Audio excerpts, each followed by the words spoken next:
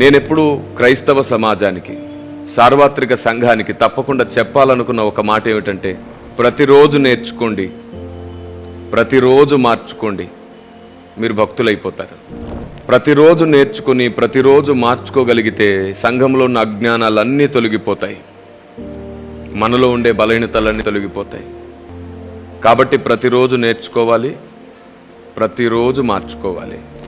ఈ నేర్చుకోవడం మార్చుకోవడం అనే ప్రక్రియ నిరంతరాయంగా ఉండాలి. కారణం ఏమిటంటే, మనం ఎవ్వరం పర్ఫెక్ట్ కాదు, కానీ ఒకరోజు మనం పర్ఫెక్ట్ అవుతాం.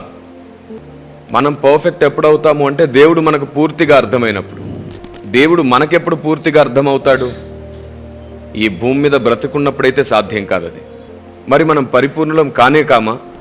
మనం పరిపూర్ణుడైన వానిలో నియమించబడతాం, అమర్చబడతాం. ఆయన పరిపూర్ణతయే మన పరిపూర్ణతగా అనుగ్రహించబడుతుంది.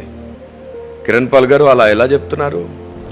ఎలా చెప్తున్నానంటే, ఆయన నీతే మన నీతి అవుతున్నట్లుగానే ఆయన పరిపూర్ణతయే మన పరిపూర్ణత అవుతుంది.